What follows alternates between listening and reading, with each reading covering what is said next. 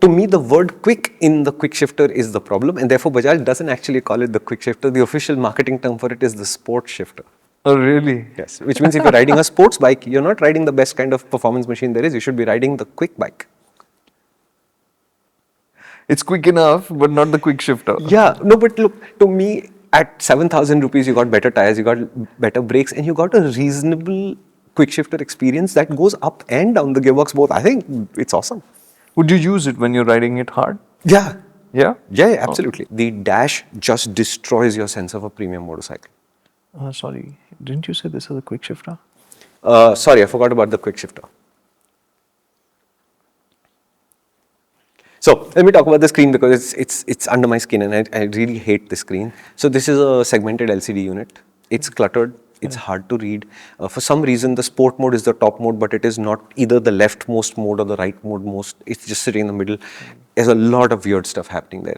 So I find it really difficult to deal with this motorcycle. Like for example, when your revs are at idle and your fuel tank is full, it feels like one continuous set of bars. Oh my god, no.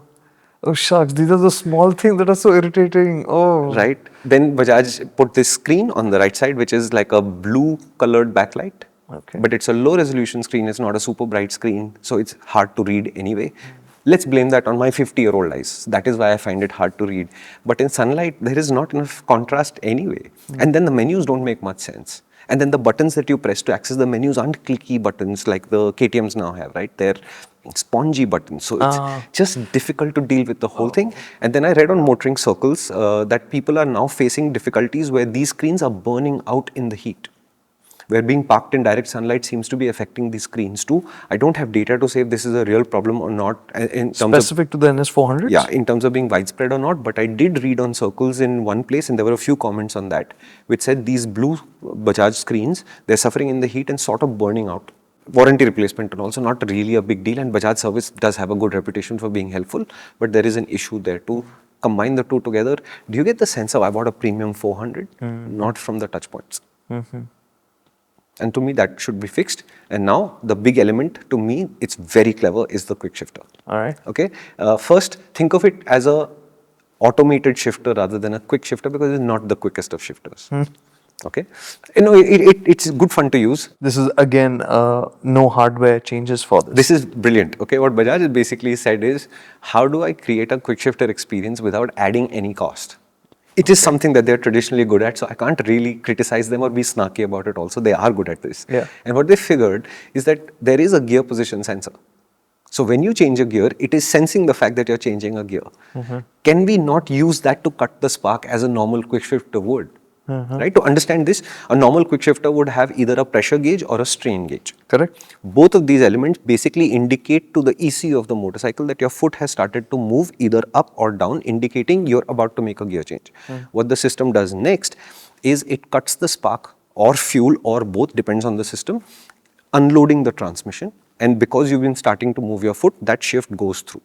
If it is going down, you're going down the gearbox from 6th to 5th or downwards, then the system has to do a little bit more work to match the revs for you, which means the fuel injection system also has to jump in and raise the revs so that there is no strain in the system. It's not that complicated a system. This system basically says, here comes a change from the gear position sensor, let's cut the spark and make the gear changes happen. Is it quick? Quick enough. Is it quick? No, it's not. But does it slip up? Does it jerk? Does it hesitate? No, it actually works really well. Up and downshifts both. It's interesting how they would have done that. Yeah, so to me, the word quick in the quick shifter is the problem, and therefore Bajaj doesn't actually call it the quick shifter. The official marketing term for it is the sport shifter. Oh, really? Yes, which means if you're riding a sports bike, you're not riding the best kind of performance machine there is. You should be riding the quick bike. It's quick enough, but not the quick shifter. Yeah, no, but look, to me, at 7,000 rupees, you got better tires, you got better brakes, and you got a reasonable quick shifter experience that goes up and down the gearbox both. I think it's awesome. Would you use it when you're riding it hard? Yeah.